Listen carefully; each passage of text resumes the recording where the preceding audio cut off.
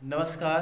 बहजोई महाविद्यालय बहजोई के YouTube channel पर आप सभी छात्र छात्राओं का स्वागत है। आज हम BA फाइनल ईयर्स के थर्ड पेपर भारतीय समाज के चिंतन से संबंधित विषय पर R.K. मुखर्जी के बारे में या राधा कमल मुखर्जी के बारे में चर्चा करेंगे। राधा कमल मुखर्जी ने सोशल इकोलॉजी, सोशल वैल्यूज़ के बारे में उनके महत्वपूर्ण सिद्धांत हैं। हमारा टॉपिक होगा सामाजिक वैल्यूज़ या सोशल वैल्यूज़, सामाजिक मूल्य। सामाजिक मूल्य क्या है? जनरल रूप पर आप देखेंगे किसी व्यक्ति को अच्छा माना जाता है और किसी व्यक्ति को अच्छा नहीं माना जाता। जो समाज के नियमों की, परंपराओं की या जो समाज ने नियम बनाए हैं उन नियमों का पालन करता है तो उस व्यक्ति को जायज़ तौर पर हम अच्छा मानते हैं। जैसे समाज में ईमानदारी है, निष्ठा है, सच बोलना है, इन चीज़ों की समाज में वैल्यूज़ हैं, समाज में इनका मूल्य है। और समाज में मूल्यों का मतलब अर्थ है एक पैमाना, एक स्केल। हम व्यक्ति के व्यवहार का ये अनुमान लगाएंगे कि वह कितना कार्य समाज के अनुरूप करता है, उसी को हम कहेंगे कि वह सामाजिक मूल्यों का पालन कर रहा है या सामाजिक व्यवस्थाओं का पालन कर रहा है।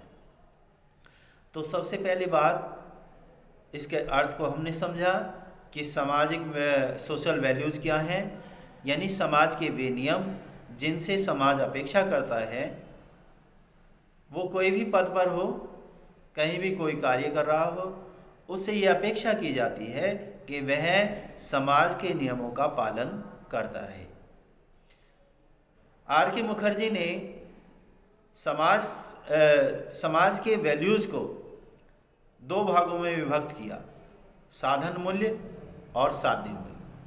साधन मूल्य का अर्थ है कि जहाँ कोई रास्ता है, कोई लक्ष्य है, उस लक्ष्य तक पहुँचने के लिए हमें साधनों का प्रयोग करना पड़ेगा।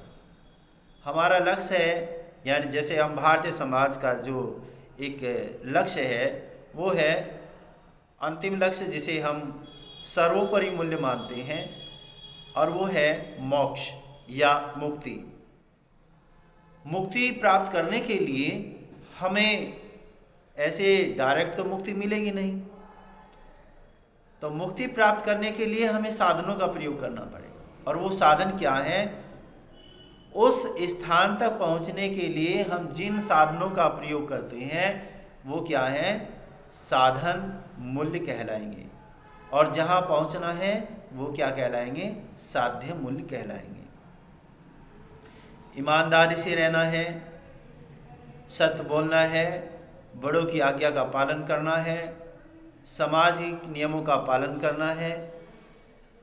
जब हम इन नियमों का पालन करेंगे तो ही हम उस लक्ष्य तक पहुंच पाएंगे जो हमारे लिए लक्ष्य निर्धारित किया गया है, जिसे हम मोक्ष कहते हैं। आध्यात्मिक जो मूल्य होते हैं वो सर्वोपरि स्थान रखते हैं, उन्हीं को जो है साध्य मूल्य कहा गया है, और जो उसको प्राप्त करने में सहायता प्रदान करते हैं उनको साधन मूल्य कहा गया है। इन्हीं साधन मूल्य और साध्य मूल्यों के आधार पर राधा कमल मुखर्जी ने इनका एक स्तर बनाया, और उस स्तर पर 1, 2 या 3 मूल्य बताए। सबसे पहला मूल्य जो जैविक मूल्य है, जिसमें हमें अपने स्वास्थ्य, भोजन, कपड़ा, मकान आदि के बारे में ये क्या है कि इनके बिना आदमी कोई भी लक्ष्य प्राप्त नहीं कर पाएगा।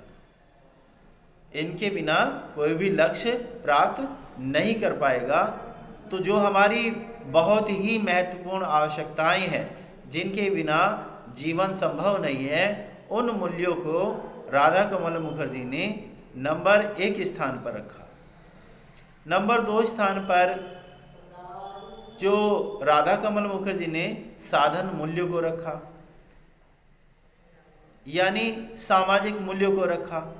सामाजिक मूल्यों में हमारी प्रतिष्ठा है, सम्मान है, पद है, प्रतिष्ठा इत्यादि साधन आते हैं, जो समाज के जिनको हम सामाजिक मूल्य कहा जाता है। और तीसरे स्थान पर जो आते हैं वो आध्यात्मिक मूल्य आते हैं, जिनको तीसरे स्थान पर रखा गया है। लेकिन यदि हम इनको तीसरे स्थान पर रखते हैं तो तीसरे स्थान का मतलब निम्न नहीं, यहाँ पर तीसरे स्थान का मतलब है उच्च, और पहले स्थान का अर्थ है निम्न, और दूसरे स्थान का अर्थ है मध्यम, और तीसरे स्थान का मतलब है उच्चतम। हमें मोक्ष प्राप्ति करना है या हमें आध्यात्मिक मूल्यों को प्राप्त करना है, तो उसके लिए सबसे पहले हमें जो साधन मूल्य हैं, जिनमें सामाजिक मूल्य और जैविक मूल्य आते हैं, उनके माध्यम से ही हम तीसरे मूल्यों को प्राप्त कर पाएंगे। तो सामाजिक मूल्य से जो तात्पर्य है, जो 3 तरह के मूल्य बताए गए हैं, जैविक मूल्य, सामाजिक मूल्य और आध्यात्मिक मूल्य। पहले स्थान पर रखने का तात्पर्य जैविक मूल्यों का ये है कि उनके बिना हम आध्यात्मिक मूल्यों को प्राप्त नहीं कर सकते और ना ही सामाजिक मूल्यों को प्राप्त कर सकते हैं। इसलिए वो नंबर 1 पर तो हैं, लेकिन उनको निम्न स्तर के मूल्य माना गया है। आदमी, हम एक उदाहरण के तौर पर लें कि आदमी जो जीवन जी रहा है, आदमी का जो जीवन है वो क्या इसलिए जी रहा है कि उसे खाना खाना है, पानी पीना है, उसकी केवल यही इच्छाएं नहीं होती, उसे समाज में सम्मान भी चाहिए, प्रतिष्ठा भी चाहिए, और इनसे ऊपर उसे जो है अपनी आध्यात्मिक उन्नति भी चाहिए। और इनके लिए सबसे ज़रूरी है कि वो जो उसके जैविक मूल्य हैं, खान पान है, मकान है, कपड़ा है, वो उसको मिलता रहे, तो ही वो अगले मूल्य की तरफ को बढ़ेगा। इसलिए निम्न स्तर के मूल्य हैं, लेकिन वो आवश्यक है। निम्न स्तर के मूल्य हैं, लेकिन वो आवश्यक है, उनके बिना हम अगले मूल्यों को प्राप्त नहीं कर सकते।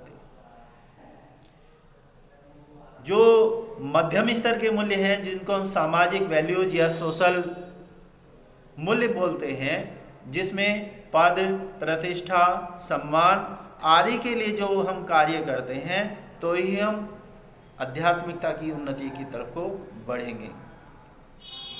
और तीसरे जो मूल्य हैं वो प्रेम, अध्यात्म, मोक्ष, इस तरह के जो मूल्य हैं वो तृतीय स्तर पर हैं। यदि हम इन 2 मूल्यों को समाज के अनुसार करते रहें तो ही हमें मोक्ष की प्राप्ति हो सकती है। ये राधा कमल मुखर्जी ने मूल्यों के बारे में कहा कि मूल्य क्या है। एक बार फिर से हम समझे कि मूल्य क्या है। समाज की अपेक्षाएं हैं, समाज हमसे क्या चाहता है, परिवार हमसे क्या चाहता है, हमारे माता पिता हमसे क्या चाहते हैं। या फिर इसको ऐसे भी करके देख सकते हैं कि हम अपने बच्चों से क्या चाहते हैं, या हम अपने भाई से क्या चाहते हैं, या हम अपने समाज से क्या चाहते हैं कि उसका व्यवहार मेरे प्रति कैसा रहे।